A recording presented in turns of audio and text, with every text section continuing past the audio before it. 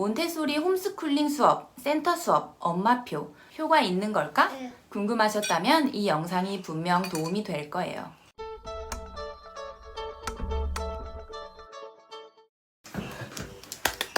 안녕하세요. 베이비 사이언스 뱃사TV의 뱃사입니다. 뱃사가 최근 몇 주 동안 몬테소리가 아이에게 좋은 점에 대해 영상들과 네이버 포스트를 통해 소개드렸는데요.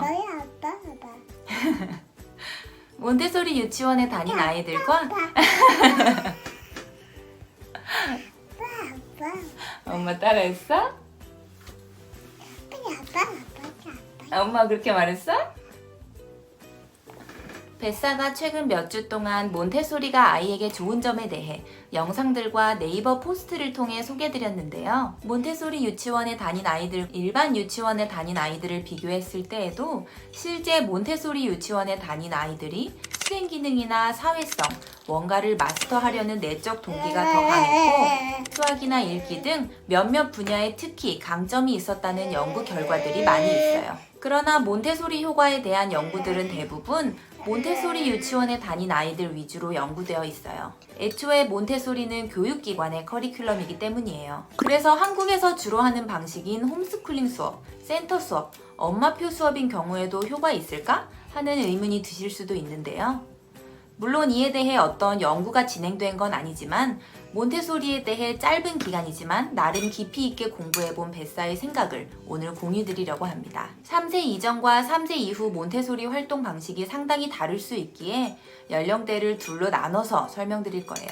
이번 영상에서는 3세 이전 아이들에 대한 이야기입니다.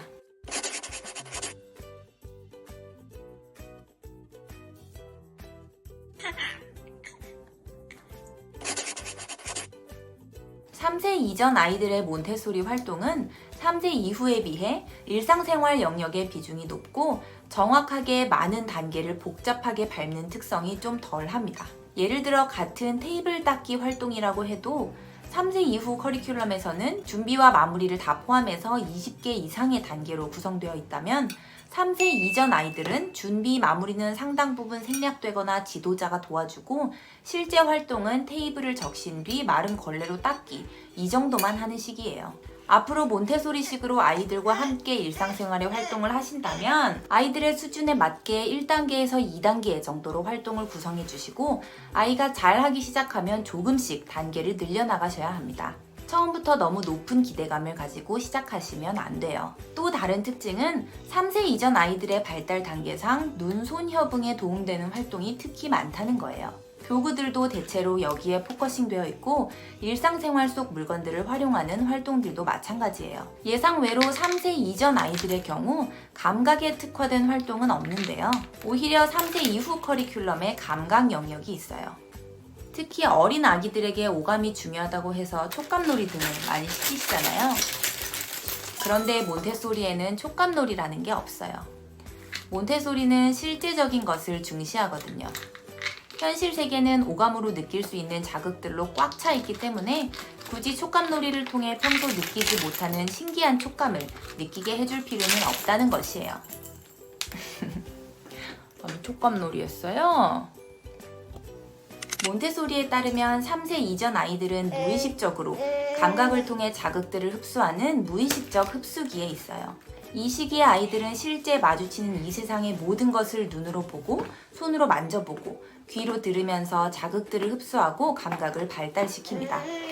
물론 뱃사도 다미가 재미있어 하니까 콩이나 쌀, 미역, 국수 등을 만지면서 종종 놀게 해줘요. 그러나 이런 촉감놀이가 흔히들 말하는 것처럼 뇌의 뉴런들을 더 연결시킨다거나 발달에 특히 좋다고 볼 만한 근거는 사실 없습니다. 참고로 몬테소리는 3세 이후 아이들은 의식적으로 감각을 통해 자극과 정보들을 흡수하는 의식적 흡수기에 있다고 봤습니다. 그래서 3세 이후 아이들의 감각 영역의 활동들은 촉감놀이처럼 막 만져보고 흔들어보고 하는 게 아니라 좀 더 의식적으로 어떤 감각을 특정 개념으로 인지하는 연습을 주로 해요. 예를 들어 정육면체를 만져보면서 이건 정육면체야 하고 이름 붙이고 그 특징들을 집중해서 보면서 마음에 담아보거나 내 주변에 무엇이 정육면체인지 깨닫는 식으로 적용해야 하는 것이지요. 사설이 좀 길었는데요. 이제부터 보통 알려져 있는 홈스쿨링 수업과 센터 수업의 장점에 대해 말씀드리고 각 장점에 대해 이게 정말 큰 장점인지에 대한 뱃사의 생각을 공유드릴게요. 그러고 나서 이러한 장점들을 기준으로 엄마표, 아빠표는 얼마나 효과가 있을지에 대해 말씀드리려고 합니다. 홈스쿨링 수업의 경우 보통 일주일에 한 번, 1시간 이내로 지도자가 가정을 방문하여 몬테소리 활동을 하는데요. 보통 다음과 같은 장점이 언급됩니다. 일단 제대로 된 지도사가 온다는 장점이 있습니다. 몬테소리 지도사는 갖춰야 할 자질들이 있어요. 아이를 세심하고 객관적으로 관찰해서 어떤 활동들이 필요한지 파악하고 그런 활동들 위주로 시범을 보여주는 것도 지도사의 역할이고요. 시범을 보이거나 아이가 해보려고 할 때 말이나 행동으로 최대한 개입하지 않으면서 필요한 순간에 적절한 도움을 주는 것도 지도사의 역할이에요. 아이가 몬테소리에 흥미를 보이지 않을 때 다양한 방식으로 활동에 흥미를 이끌어내는 것도 지도사의 역할이에요. 참고로 홈스쿨링 리뷰를 보다 보니 선생님이 교구를 가지고 다양한 확장 활동을 창의적으로 한다는 점을 지도사로서의 자질이라고 생각하시는 경우가 있는데 그렇지는 않은 것 같아요. 뱃사도 몬테소리를 잘 몰랐다면 그렇게 생각했을 수 있는데요. 몬테소리 활동은 닫힌 활동이고 애초에 활동을 하는 방법이 다 정해져 있기 때문에 부모님이 교구를 창의적으로 활용하는 방법을 모르는 것은 전혀 문제가 되지 않습니다. 교구 말고 일상생활에서 다양한 물건들을 이용해서 눈, 손 협응을 도울 수 있는 방법들을 생각해낼 수 있다면 그런 창의성은 도움이 많이 되지만요. 오, 하마. 뱃사 생각에는 홈스쿨링에서 지도사분들이 창의성을 발휘하는 것은 아마 판매하는 세트의 교구 개수가 정해져 있는데 그 안에서 수업을 구성하려 하다 보니 좀 원래 몬테소리 활동이 아닌 것들도 많이 추가하게 된 것 같아요. 또한 몬테소리 지도사는 아이의 발달에 대한 어떤 기본적인 지식들과 다른 아이들을 봐온 경험들을 가지고 있기 때문에 부모님이 우리 아이만 보면서 육아하다 보면 알기 어려운 부분에 대해 코멘트를 해줄 수 있어요. 집안의 놀이 환경을 체크해 줄 수도 있고요. 집안 환경을 지식을 가진 누군가가 봐줄 수 있다는 것은 어떤 경우에는 상당히 유용할 수 있다고 생각해요. 방문 수업 형태인 홈스쿨링 수업만의 이점이 될 수 있겠죠. 지도사가 있다는 점에 대해 뱃사는 그 중요성을 이렇게 평가해요. 하. 왜냐하면 일단 아이를 객관적으로 관찰하고 시범을 잘 보여주고 개입하지 않고 흥미를 이끌어내고 이런 부분은 지도사의 자질이지만 솔직히 부모님도 배우면 잘 할 수 있다고 생각하거든요. 특히 3세 미만 아이들의 활동인 경우에요. 뱃사가 AMI 트레이닝을 받은 지도사이자 이 책의 저자의 온라인 수업에서 배운 것을 토대로 한 활동의 시범을 보여드릴게요.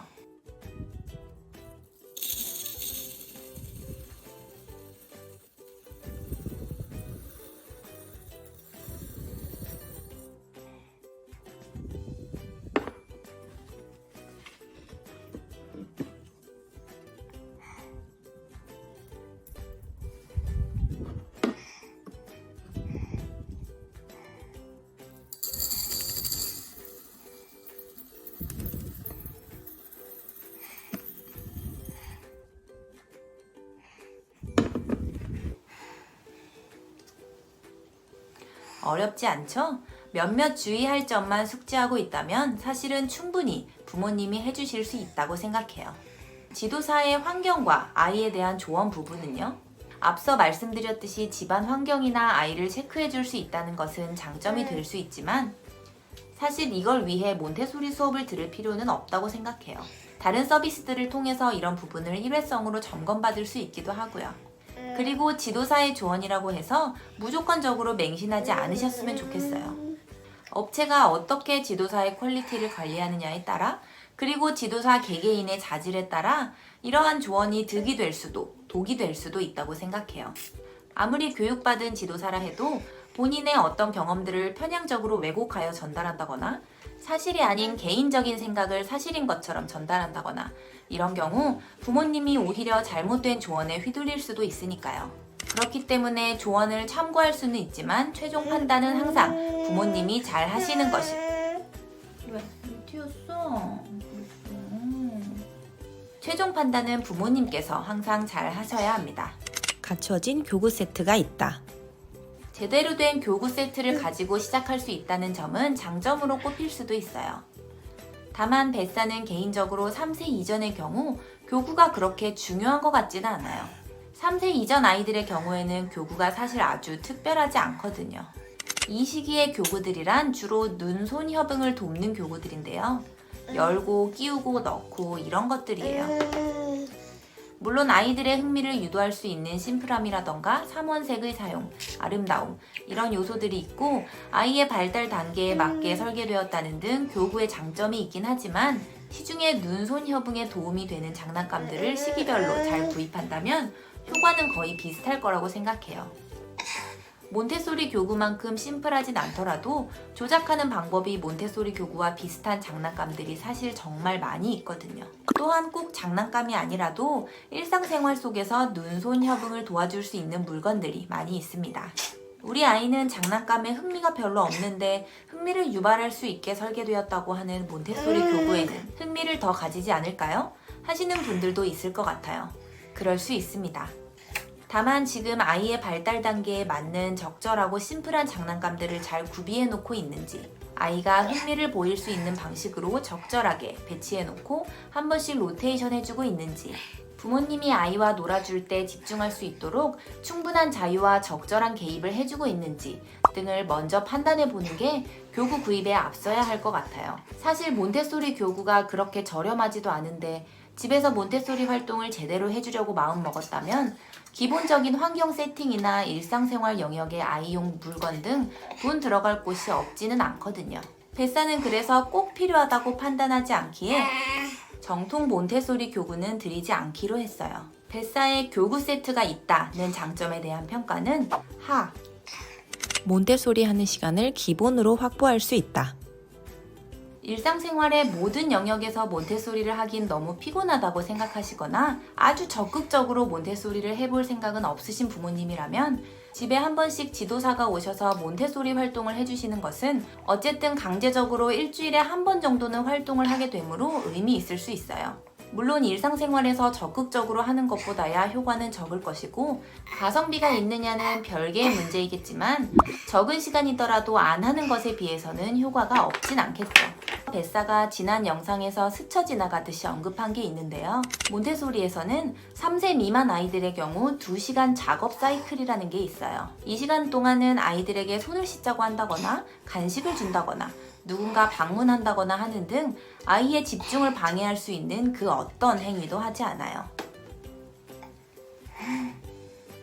아이는 그 시간 내에서 원하는 활동을 자유롭게 선택해서 원하는 횟수만큼 할 수 있어요. 몬테소리 박사는 3세 이상의 경우 3시간, 3세 미만의 경우 2시간 정도 집중할 수 있는 활동 시간을 줬을 때 아이들이 쉬운 활동으로 시작해서 어려운 활동을 했다가 쉬운 활동으로 마무리하는 하나의 사이클이 완성된다는 사실을 발견했어요. 반면 아이가 어떤 이유로 1시간 안에 집중이 방해받을 수 있는 상황이라면 예를 들어 1시간 뒤에 엄마가 데리러 온다는 사실을 알았다면 아이는 쉬운 활동만 선택하고 어려운 활동을 굳이 시작하지 않으려 한다는 경향이 있다는 것도 발견했고요. 자신의 수준에 약간 어려운 활동을 할 때 더 집중하고 몰입하게 되고 배우는 것도 많겠죠? 그런 점에서 1시간 이내로 진행되는 홈스쿨링 수업은 상당히 아쉬운 부분이 있어요. 아이가 자유롭게 선택할 수 있는 활동 시간을 주더라도 아이는 짧은 시간으로 인해 쉬운 활동 위주로 하려 할 테니까요. 그런데 그보다 더 큰 문제는 홈스쿨링 수업의 경우 아이가 활동을 자유롭게 선택할 수 없는 경우가 많다는 거였어요. 물론 뱃사가 직접 겪은 것은 아니고 후기들을 보고 받은 인상이며 업체마다 지도사마다 다를 수는 있습니다. 사실 업체 입장에서 생각해보면 이해가 되는 부분이기는 해요. 그 수업을 지켜보는 아마도 몬테소리 철학을 완벽히 이해하고 계시진 않을 가능성이 높은 엄마의 눈이 있으니까요. 비싼 수업료를 냈는데 지도사가 아이가 자유롭게 교구장에서 뭘 꺼내서 하는 걸 지켜만 보다가 활동 하나 정도 제시해주고 가만히 있다 가신다면 대부분의 엄마들은 당연히 불만족하시겠죠. 더군다나 정석적인 몬테소리 방식에서는 지도사가 있는 듯 없는 듯 조용히 있어야 하기 때문에 엄마들은 저 사람은 대체 와서 뭐 하는 거지? 라고 생각하게 될 가능성이 높아요. 즉 홈스쿨링 수업의 커리큘럼은 물론 나름의 교육적인 효과가 있겠지만 몬테소리의 아주 핵심적인 가치인 아이의 자유 선택이 제한받기 때문에 한계가 있어 보여요. 집에서 몬테소리 철학을 따로 실천하시는 경우가 아니라면 이런 수업만으로 아이가 자유롭게 원하는 활동을 선택함에 따른 깊은 몰입과 통제감 등 몬테소리에서 중요시하는 가치를 실현하기에는 상당히 어려워 보인다고 뱃사는 생각했습니다. 그래서 평가는 하. 집에 오는 지도사가 집안 환경 구성에 도움을 줄 수 있다. 집에 방문하는 지도사님은 기본적으로 몬테소리 철학에 대해 이해도가 있으신 분이실 것이기 때문에 가정 환경을 몬테소리식으로 바꾸는 데 도움을 주실 수 있어요. 물론 지도사를 잘 만나셔야겠지만요. 제한된 시간 탓에 수업만 하고 가시는 분들도 계실 수 있겠죠. 그렇지만 엄마가 오늘은 수업 말고 집안 환경 좀 점검해 주세요. 조언 좀 주세요. 부탁하신다면 거절하진 않으실 거라고 생각해요. 뱃사는 몬테소리 교구를 가지고 하는 1시간, 2시간의 활동보다도 일상생활 영역이나 기본적으로 아이가 스스로 할 수 있게 하는 환경 구성 등 가정 환경 자체에 몬테소리가 녹아 들어가게 하는 게 중요하다고 생각해요. 실제로 여러 연구들에 따르면 아동 발달에 있어 가장 중요한 단 하나의 요인을 꼽으라면 그 어떤 교육 커리큘럼도 아니고 가정 환경이거든요. 이 가정 환경에 몬테소리가 녹아 있다면 몬테소리 효과는 가장 잘 발현될 거예요. 방문 수업을 한다면 교구장에 교구 세팅하는 이런 부분은 기본적으로 있을 것이고요. 다른 생활 영역에서 어떻게 스스로 할 수 있는 환경을 만들어줄 수 있는지에 대한 도움도 받을 수 있을 거예요. 방문 수업이 끝나고 나서 일상생활 속에서 엄마가 그런 환경을 잘 활용하여 아이가 자유롭게 선택해서 교구를 가지고 놀게 도와줄 수도 있을 거고요. 특히 어깨 너머로 선생님이 어떻게 하시는지 보셨을 테니까 어떻게 하면 좋을지에 대해 감이 더 잘 오시겠죠? 함께 음식을 준비한다거나 하는 일상생활 영역의 활동 역시 지도사님이 잘 설명해 주신다면 실천하기가 더 쉬우실 거예요. 이에 대한 뱃사의 평가는 중. 좋은 장점이라고 생각하지만 상이 아닌 중으로 평가한 이유는 꼭 방문 수업이 있어야만 가능한 영역은 아니라고 생각하기 때문이에요. 앞서 몬테소리 홈스쿨링 수업의 장점을 다음과 같이 설명드렸는데요. 이 중 환경이 갖추어진 센터에 가서 주 1회 50분 정도 활동하는 센터 수업의 경우 장점 1번, 2번, 3번은 그대로 가져간다고 볼 수 있을 것 같아요. 반면 장점 4는 상당 부분 없어지겠죠? 이 외에 센터 수업의 경우 추가로 생기는 장점이 있는데요. 아기가 좀 더 자유롭게 활동을 할 수 있게 된다는 점이 다른 것 같아요. 이 역시 센터마다 다를 수 있겠지만 뱃사가 본 몇몇 후기에 따르면 아기가 먼저 선택하고 그 후에 지도사가 옆에서 지켜봐주는 식으로 수업이 진행되는 경우가 많더라고요. 이런 점이 몬테소리 방식의 핵심인 좋은 환경을 구성해주고 자유롭게 선택하도록 해줌으로써 통제감을 부여하는 부분을 잘 따르고 있다는 생각이 들었어요. 뱃사는 아이가 원하는 활동을 자유롭게 선택할 수 있도록 해주는 것이 몬테소리 교육 방식에서 아주 기본 중에 기본이라고 생각하기 때문에 중요도를 매우 높게 생각합니다. 그래서 뱃사의 평가는 상. 더 좋은 몬테소리 환경 구성, 더 많은 교구들. 집마다 차이가 있을 수 있겠지만 일반적으로 집이라는 공간에 몬테소리 환경을 구성하는 것에 대비해서 센터에 구성된 환경은 좀 더 넓은 곳에 더 정갈하고 깔끔하게 교구가 배치되어 있습니다. 몬테소리에서는 아이들도 아름답고 심플한 것을 좋아한다고 생각하고 좀 더 정리되고 공간 내에 물건이 너무 많지 않은 미니멀한 분위기에서 더 잘 집중하고 발달한다고 보기 때문에 환경 구성 역시 중요하다고 보거든요. 또한 교구가 더 많은 것도 도움이 될 수도 있겠죠. 아이가 발달 단계상 가장 흥미있어 할 만한 활동이 어딘가에는 있을 가능성이 더 높으니까요. 이에 대한 뱃사의 평가는 하. 왜냐하면 센터만큼 교구가 다양하진 않겠지만 집에서도 여러 방법들로 충분히 좋은 환경을 구성해 줄 수 있다고 생각하기 때문이에요. 또 교구가 많다고 무조건 좋은 건 아니에요. 선택지가 너무 많으면 아이들은 오히려 혼란스러워할 수 있어요. 매일 가는 교육기관이라면 어디에 뭐가 있고 어떤 순서로 교구들이 배치되어 있는지 익숙하기 때문에 덜 혼란스러울 수 있지만 일주일에 한 번 가는 센터라면 이야기는 다를 수 있죠. 집에서 3세 미만 아이들의 몬테소리 활동을 할 때에는 선반에 6개에서 10개 사이의 활동을 간격을 충분히 두고 배치하라고 권장해요. 적당한 수의 활동을 잘 배치하고 한 번씩 로테이션 하는 게 너무 많은 교구들이 있는 것보다 오히려 아이의 흥미와 집중을 더 잘 이끌어낼 수도 있겠다는 생각이 들었어요. 여기까지의 내용을 정리해서 다시 비교해보면 즉 뱃사가 보기에는 수업 자체만 놓고 보면 홈스쿨링 수업보다는 센터 수업이 조금 더 몬테소리 교육에 가까워 보이네요. 다만 접근성 측면에서 엄마표, 아빠표 몬테소리로 나아가는 데 도움을 받고자 하신다면 홈스쿨링이 약간 더 나을 수 있습니다. 그럼 엄마표, 아빠표 몬테소리 활동은 어떨까요? 효과가 있을까요? 엄마 아빠가 몬테소리를 배워서 집에서 해준다면 위에서 언급했던 한계들이 많이 사라져요.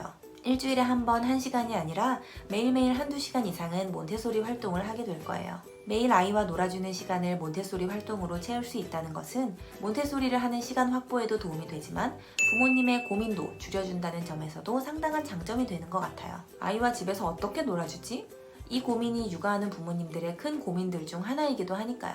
환경 구성을 잘 해주고 아이가 따라가는 대로 지켜봐주거나 혹은 함께 일상생활 활동들을 하면서 시간을 보낼 수 있어 육아가 한결 수월해질 거예요.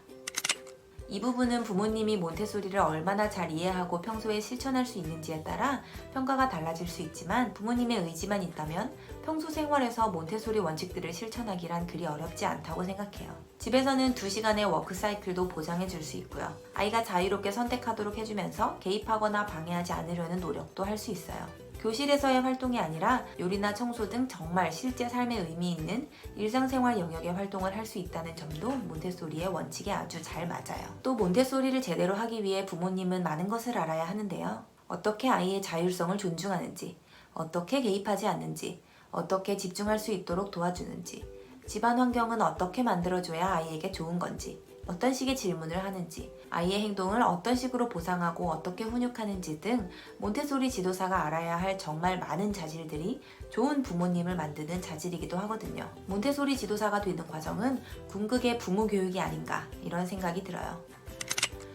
제대로 된 몬테소리 지도사가 되는 것은 사실 쉬운 것이 아니에요. 믿을만한 트레이닝 과정인 AMI 트레이닝 과정은 상당히 빡세고 현장 실습도 필요하고요. 벨사도 최대한 믿을만한 자료들을 통해 공부한 내용들을 이렇게 공유드리고는 있지만 실제로 아직 배울 부분이 너무나 많고 요새 다미와 조금씩 해보고 있는데 이 상황에선 어떻게 해야 하지? 하는 순간들이 계속 있더라고요.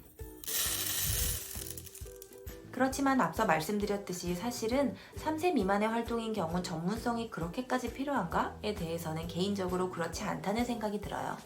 원칙들을 하나씩 배워가면서 최대한 아이가 스스로 할 수 있게 해줘야지. 틀렸지만 지적하지 말아야지. 이런 식의 마음가짐만 잘 갖추고 연습해 나간다면 된다고 생각해요. 아이가 많은 시간을 보내는 집이 몬테소리 환경으로 구성되어 있다는 것은 큰 장점이라고 생각해요. 비싼 교구들로 집안을 채우지 않더라도 일반 장난감이나 일상적인 도구들을 가지고 충분히 몬테소리 활동을 할 수 있는 환경을 구성해 줄 수 있어요. 이 부분 앞서 충분히 설명드렸으니 넘어갈게요. 추가적으로 부모님이 아이의 장난감, 책을 구입할 때의 고민이 상당 부분 해소되는 것도 좋은 점인 것 같아요. 좋은 장난감과 책은 어떤 건지, 뭘 사야 되는지 항상 고민되고 추천템을 찾아 헤매게 되잖아요. 몬테소리를 알면 가이드와 선택의 기준이 생기니 훨씬 수월하고 자신감도 생겨요. 집에서 엄마 아빠가 배워서 한다면 홈스쿨이나 센터 대비 자격을 갖춘 지도사의 도움을 받거나 처음부터 풀세트인 교구로 시작하는 등의 장점은 물론 좀 희석되겠죠? 혼자 해나가기 어려울 수도 있다고 생각해요. 그래서 뱃사가 최대한 많이 도와드리고 싶어요. 물론 뱃사도 몬테소리 영상만 주구장창 찍을 순 없겠지만 다른 근거 있는 육아 정보들도 공유드리면서 몬테소리에 대해서는 계속 사이드 프로젝트로 진행할 생각이에요. 뱃사도 계속 공부하면서 다미가 몬테소리 하는 모습이나 다른 연령대 아이들이 하기 좋은 활동도 보여드릴 거예요. 처음부터 완벽하게 세팅해 놓고 시작할 필요는 없다고 생각해요. 뱃사도 아직 100% 준비된 건 아니에요. 일단 오늘은 엉망이 되더라도 스스로 시리얼을 자기 그릇에 담을 수 있게 해주고 내일은 스스로 손을 닦을 수 있도록 수건을 낮게 걸어주는 것, 이렇게 한 걸음씩 해나가면 되지 않을까요? 마지막으로 한번 비교해 볼게요. 물론 여유가 되신다면 혹은 다른 지도사분들이 어떻게 하시는지 보고 도움을 좀 받고 싶으시다면 홈스쿨링이나 센터 수업을 병행하면서 엄마표, 아빠표로 하시면 더 좋겠죠? 마지막으로 이 영상을 보시는 부모님들이 처한 상황별로 앞으로 어떻게 하면 좋을지에 대한 뱃사의 의견을 공유드리려고 하는데요. 오늘 영상이 너무 길죠? 이 부분은 영상 설명란에 추가로 기재해 둘게요. 3세 이후 아이들에 대한 이야기는 네이버 포스트에서 마저 다룰 예정입니다. 다음 주에는 몬테소리 환경 구성을 위한 준비물, 그리고 뱃사가 어떻게 집안 환경을 구성하고 있는지 보여드릴 거예요. 오늘은 여기까지. 공부하는 엄마의 근거 있는 육아정보 뱃사였습니다. 궁금한 점이 있으시거나 뱃사가 대신 리서치해줬으면 하는 부분이 있으시다면 편하게 댓글 달아주세요. 시범